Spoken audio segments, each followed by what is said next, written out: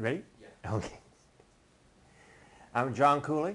I'm a retired LAPD sergeant. I retired in 2001. For the last 10 years of my career, I was the officer in charge of the department's Employee Assistance Unit, which was responsible for being the department's funeral coordinator. I managed the department's honor guard, their chaplains program, their peer support program, and their alcohol rehabilitation program. After I retired, I became affiliated with Police USA, and for the last several years I have been a consultant and trainer, helping them provide training and information to law enforcement agencies across the nation dealing with police funeral issues. Tell me a little bit about this seminar and what's covered in it. The seminars that we've been putting on are really very important for any agency, whether they have experienced a line of duty death or not, because it gives them a lot of insight into what it takes to be prepared for a death should it occur, and then how to manage the actual funeral so that everything runs as smoothly as can hope for. I've never heard of a line of duty funeral not being done right, but I've talked to many agency funeral coordinators and learned that it wasn't done best. And that's, I think, is what our goal is, to make sure that every funeral is managed the best that it can be. There are so many little things that can come back and cause so much chaos behind the scenes, with the potential to really hurt the family, where they're not aware of certain things that they can do. They're not aware of what their options are. People feel left out at the end of the service. As an example, at one agency I was working with to help manage a funeral, I was walking down the hallway and I was introduced to the wife of an officer that worked there. And when I was introduced as a funeral coordinator, I asked her, is there anything that I could do for her? And she said, yes, there is. I've talked to other wives and we want to sit in the church during the service with our husbands. We all knew the deceased officer, we know his family, and we need to be with our husbands as part of this agency family and part of the grief process and everything, and we would really like to do that. And I said, well, let me talk to the planning team. I don't see why that should be a problem. And when we had our afternoon planning session, I brought up what this woman had told me, and several people in the group really got upset. They said, no, our officers have to march down the aisles and make a right turn and go around and hut and come into the pews and stand at attention with their caps underneath their arms, and then we'll tell them to sit at attention, and we've got it all planned out. We can't have these wives coming in with them. And so I explained to them how we could very discreetly have the wives come in from the side aisle of the church, be integrated into the formation as they went into the pews, sit with their husbands during the service, and then after the service was over, we take them out the same way. Oh, okay, that'll work.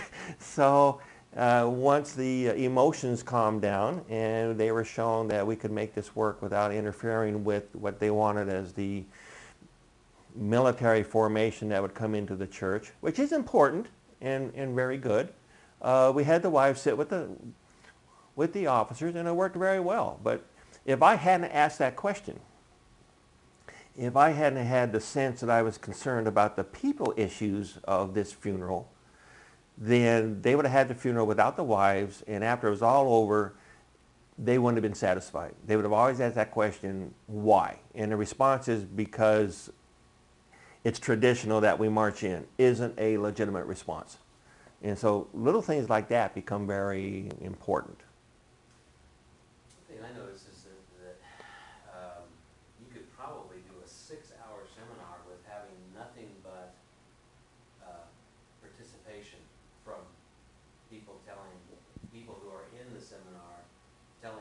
sharing their own stories. It really is something that you do permit some of the time for people to share their own experience and so forth. And how important is that to everyone learning from each other? At the dozen at the dozen seminars that I've done, they've been very structured and didactic, one-way information. Although all the reviews afterwards were outstanding, and they all thanked me and shook my hand afterwards, and they were very appreciative of the information that they got. There was always opportunities for questions to be asked, for comments to be made, but we didn't have the time to really get into sharing and getting into anything in depth because it wasn't structured that way. But on the other hand, I think that it would be equally beneficial if we had seminars that were half as much talking from me and the other half really afforded the opportunity for people within the seminar that are attending it to really share their experiences, what worked for them, what didn't, what was frustrating, what they're proud of, so they can share with other people real life experiences. And the key to that type of approach is a very, I use the term professional facilitator to keep things on track. So it doesn't become a bitch session, or it doesn't become a group of people going off on a tangent that's not really the topic that we want to cover, or just talking and talking and talking when we want to get a chance for everybody to speak. I have a lot of experience facilitating group discussions from a variety of organizations that I worked with, the primary one being the peer support program for the police department. And a good facilitator at the end of the day, when he walks away, people should be saying, well, you didn't have much to say. That means I did my job. That means that I didn't talk. I got the other people there to talk, but kept it controlled, which means that if I'm there and seeing one person who's really overwhelming everybody and is the talker, to control them and keep them down, and the person that's sitting on the other side that hasn't had a chance to say anything, to make sure that he has the opportunity to, if he wants to. But he has to have that opportunity without him fighting with the guy across the circle trying to get a word in edgewise. And so it's very... So it's also trying to find the information that is relevant to everybody else, so that you can draw from that antidote, perhaps, a gem of wisdom that makes it worthwhile for that story to get told. Hold on. Sorry. So I think that becomes very important, because my experience has been that when you're trying to facilitate a discussion, especially we've got police officers in a room that have either coordinated a funeral, they probably all attended a funeral, and they've all got opinions, and they've all got ideas, and they all have some experience, and they all have something to contribute. So the key is getting that information out so that everyone can share, because the old axiom that every group is smarter than any individual in the group, we should take advantage of that.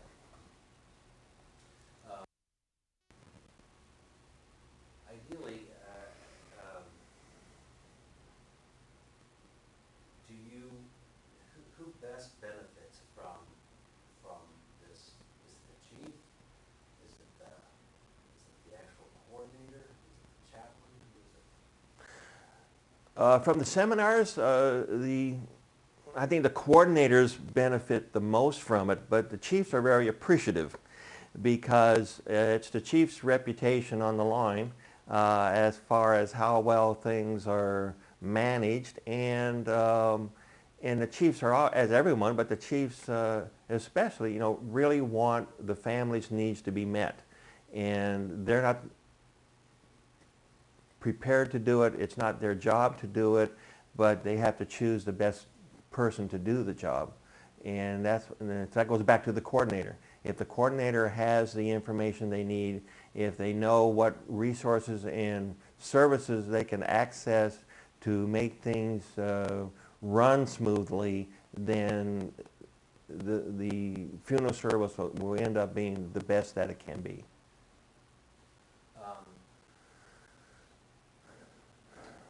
Explain to me a couple more questions here. Why is it that a policeman should get a bigger, why should the city stop to honor a policeman when he's killed? Why should it be any bigger than anybody else's funeral? Oh, jeez. I don't know if I can put that into words.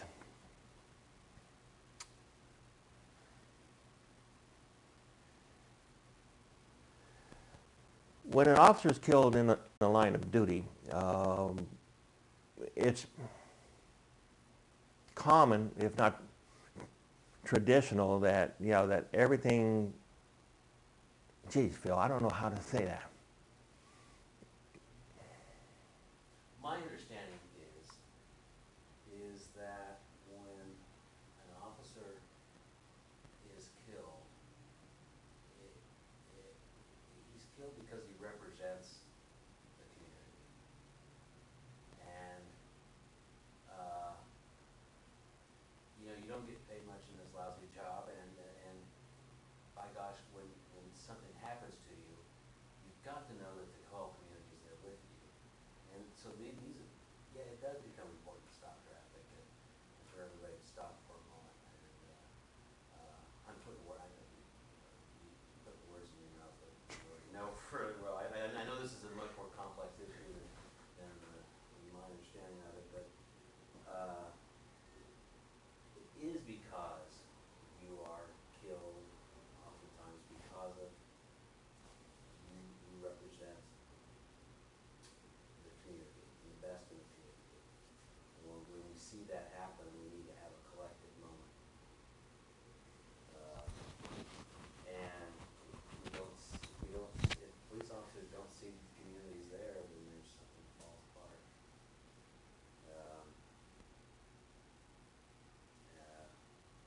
I guess imagine for me what it would be like if we outlawed police funerals. What would be the difference? What would be the difference? Well,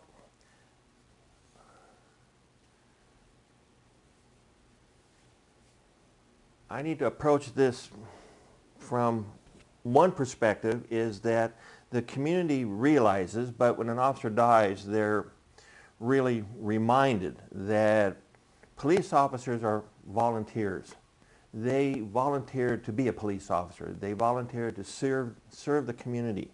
They volunteer to put their lives at risk to protect the people of the community. And they do it from a very altruistic reason, because they firmly believe it's the right thing to do. And if they don't, there's no consequences. What I mean by that is, when I was in the Army, if I was told in Vietnam to charge that hill, and I said I didn't think that was a good idea because it was dangerous, I would be court-martialed and I could be sent to prison and I could be punished for it because I disobeyed an order. When a police officer is at a dangerous situation and the sergeant says, I want you to go in that warehouse and find the bad guy, and I say, well, I don't think that's a real good idea right now, they can't arrest me, they can fire me, but they can't punish me, they can't send me to prison because I haven't violated any laws. I have to go into that warehouse because I agree it's the right thing to do. I need to do it because it's my obligation as a police officer. It's my responsibility to all these good things, but it's as a volunteer. When it comes right down to it, it's because I volunteer to do it. And I volunteer to do it because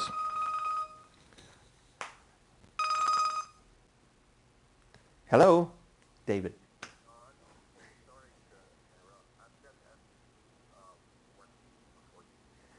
I would appreciate that.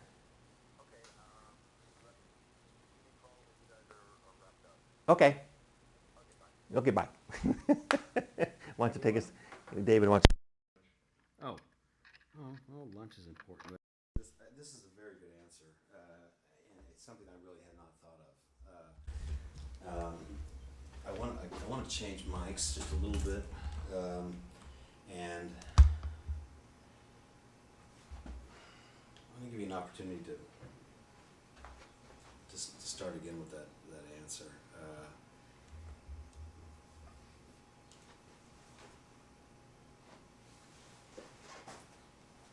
Go ahead. What's the question? Uh, well, Okay. Volunteer. yeah. When I look at law enforcement and police officers, and having been one for 30 years, I have to understand that police officers volunteer to become police officers. No one forced them to do it. There was no draft. It was something they really wanted to do. And they understand that there is going to be risk involved. They understand they're going to be asked to do things that the typical member of the community isn't going to want to do or isn't able to do, and yet that comes as part of the job. I think citizens need to understand that officers are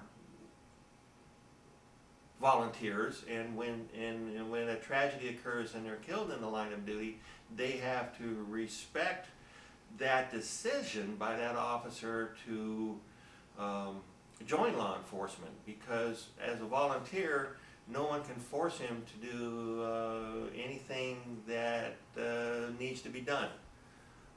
When a policeman drives down the street and looks down an alley and sees a shadow, he thinks, well, I better go find out what's going on down there, even though it may be dangerous. If a private person's driving down the street and sees that shadow at the end of the alleyway, he thinks, well, I'm not going down that alleyway, and maybe I should call a policeman to go check it out, because that's their job. And they're trained to do it. And, you know, that all flows along too. But I have to go back to the volunteer part. I emphasize that because when I was in the Army in Vietnam and a sergeant told us to attack a hill, and it was obviously very dangerous, I couldn't turn around to the sergeant and say, well, I don't think that's a real good idea. And here's my reasoning for that, because I could be punished, I could be charged with a crime, I could be sent to prison for disobeying an order. Whereas a police officer is at a warehouse with an armed suspect inside. The sergeant says, I want you to go in there and find that suspect. And I look at him and say, well, I don't think that's a real good idea right now. They can't force me to do it. They can fire me, or I can quit, but they're not going to arrest me, and they're not going to send me to prison for it, because I have to voluntarily go and do that. Now, as a policeman, I will voluntarily go in and do that because of my training and my commitment to the job. This is why I became a police officer. Which brings up another issue that I often hear the term, well, the officer sacrificed his life to do the job. I personally disagree with that. No officer has willingly sacrificed their life for any piece of property or anyone in the community. They looked at the situation and says, I can handle it. I've got it under control, and I'm going to go do my job. And then something went wrong, and there's no blame. You can't say that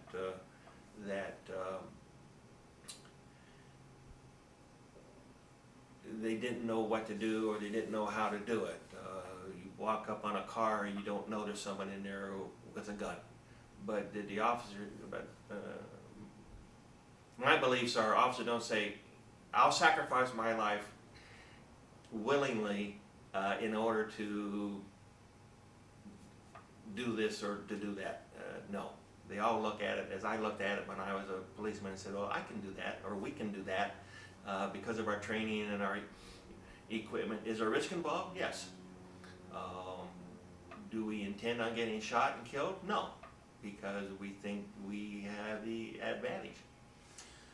Hold on.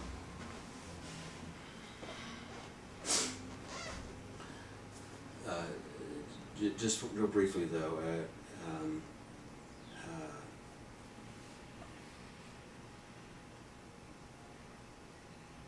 encourage people to get training, and this is no different.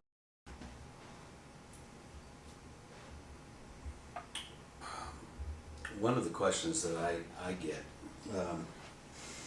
is that why are you doing this? Why this kind of training, this kind of support?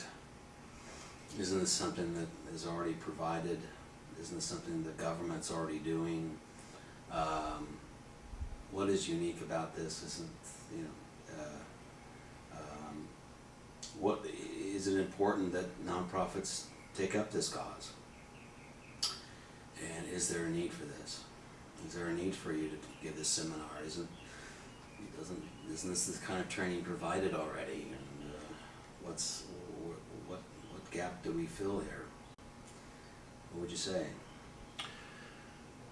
These seminars provide a service, a very important service, by providing information on what agencies, what the representatives that are attending the seminars need to know about how to be prepared for a line of duty death. But you need to take it one step farther. It's not just a line of duty death, it's when any active officer dies, and more of these die every year than in the line of duty. When officers die from accident or illness or even suicide, you have to go through the same planning process. You have to have the same interaction with the family, the same interaction with the members of the agency. The same general plan has to be put into effect. When a line of duty death occurs, this plan is just expanded. Instead of a few hundred people in attendance at a funeral, you're going to have several thousand. And so everything gets larger and everything becomes a little bit more complicated. But the planning itself is the same. And so as a funeral coordinator for LAPD, although I did 24 line of duty funerals in the 10 years that I was there, I also did probably 60 or 70 other types of funerals, including 22 suicides. And so you need that same preparation. You need that same ability to go in and work with the families and make everything run smooth and make sure they know their options and they know everything that they need to know and that they're treated with respect and dignity and compassion and that all of their needs are met. Because my goal as a funeral coordinator is the same. When it's all over, I want them to be satisfied. I don't want them to say, well, we didn't know about this, we didn't know about that, we didn't know we could do this. It's all the same. The fundamentals are absolutely the same. And so that becomes very important also. And at these seminars, the 12 to 15 topics that I've had the time to talk about are all people related. I don't get into how to park cars and seat people. I emphasize that those are important task related issues that a coordinator needs to be able to do, but I'm dealing about the people issues. I talk about the death notifications. I talk about helping the family choose the date and time of the services and the services, and dealing with the officers in the agency and their families, and critical incident debriefings, and not how to do them, but the importance of them, and all these things that agencies need to be aware of. And they're all people related, because those are the things that are so commonly overlooked. I've met so many coordinators from different agencies that have contacted me, and they're very task oriented, and I've talked to them after the funeral and I said, man, I had the cars parked, I had the people seated, I had everything in order, everything went smooth, but the people issues were just a disaster. We struggled through it, we think we did the right thing, but it was really not smooth. And the reason being is that we all have a comfort zone. And when I'm the special events coordinator for a police department and someone dies and the chief says, you're now the funeral coordinator, I'm comfortable parking cars and seating people.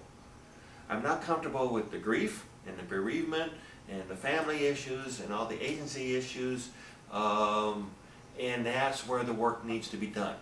And it's the easiest to ignore. I talked to one chief that his officer unfortunately died on a Sunday, and he went out to make the death notification, and while he's there, he decided the funeral should be on Wednesday so that the family can have closure.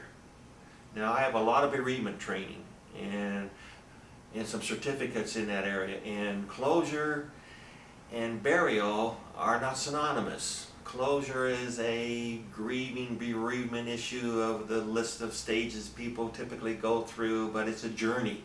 It's not a destination. And so the chief, being a decision maker, thought he was helping the family by making that decision, when in reality, the family wasn't prepared for it, and they felt rushed, and they felt it was being crammed down their throat, but they didn't want to argue, they didn't want to seem unappreciative of it. And so when the chief became aware of this and the family issues started to come out, they delayed it until Friday, which was a much better time for everyone involved. When I talked to the chief and said, well, why did you choose Wednesday? He said, well, one, I wanted them to have closure. I thought that was important. But I asked the minister, and he said the church was available. I talked to the honor guard supervisor, and he said they would be ready. And we called them Memorial Park, and they said that they were open and nothing else planned, so it wouldn't be a problem there. So why not? And the why not is because the family needs to make a lot of very difficult decisions about the services and the eulogies and the prayers and the songs, and just cope with their own grief. And 2 days is not long enough. In the 10 years that I actually managed many funerals for the police department, I never did one for a family member. Even when my dad died, my mom handled all the arrangements, and other relatives have died, and my mother or other family members have taken care of everything. They didn't get me involved at all until my grandson died.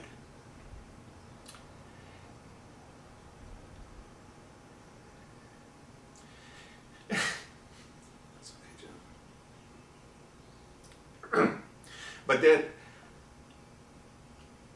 to help my daughter, I came in as the funeral coordinator, and when people started talking about, well, let's do it in 2 days, I said, no, good grief. We need, 4 or 5 days. We need time to do all the things that I knew had to be done. But I wasn't telling people. I sat with people for years talking about, okay, when I come back tomorrow, I need your scripture readings, I need your prayers, I need to know how you want the services arranged. But when I had to sit down and choose scripture readings and prayers and write a eulogy, I couldn't do it in one day. Sure. And so we needed that time. And only someone that appreciates the people issues involved understands that. Sure. You can't go in and say, do it tomorrow. We want to get this done quickly. Burial is not synonymous with closure. And so that's one of the things that the funeral coordinators need to bring into this whole operation, is the people issues and the compassion and the ability to listen and at the same time make plans. There are limits. We have to keep things within parameters. And you can't let it go too long, but you don't want it too short either. And you want to help people make those decisions. They don't need instructions, they need guidance. And if that means you have to sit down with them and walk them through that, then that's what needs to be done.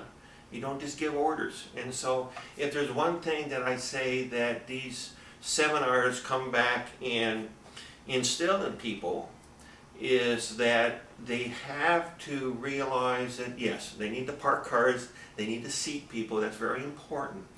But they have to take care of the people issues, and there are hundreds. And they need to recognize what they are. They need to be able to deal with people.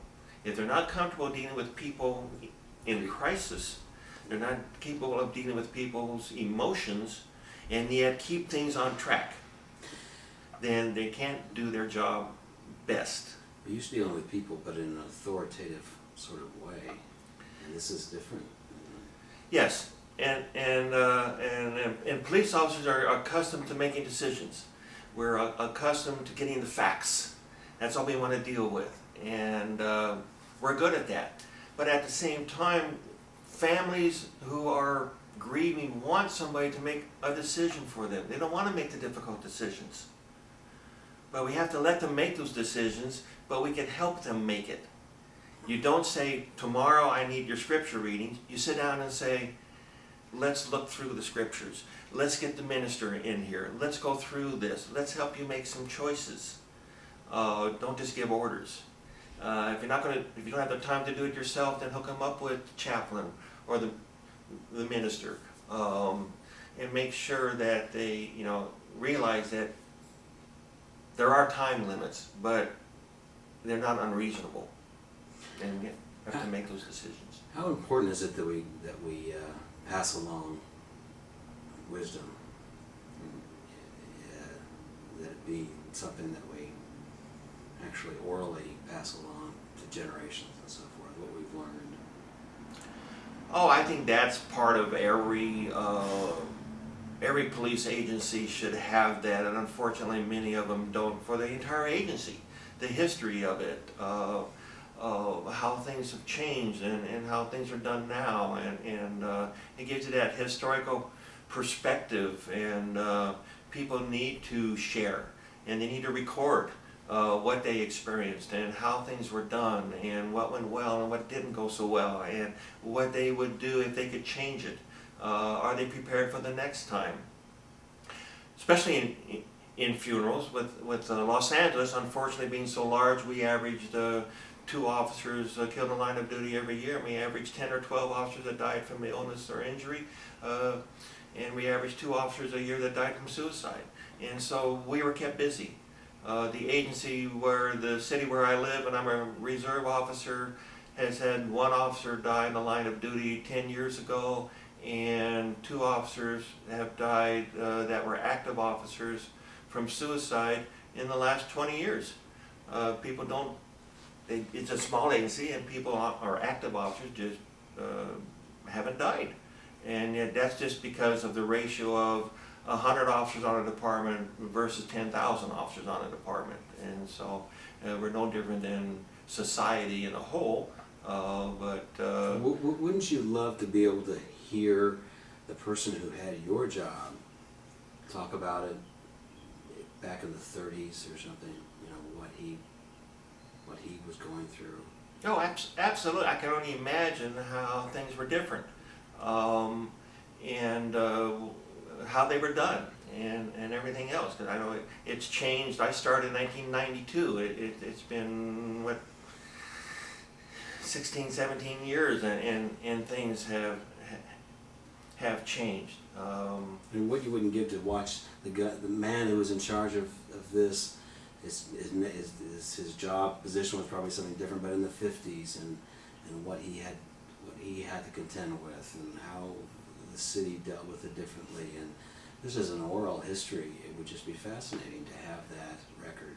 I think it would absolutely be fascinating, and at the same time you would probably realize the differences in society, which means the differences in the officers that come from society to join the department.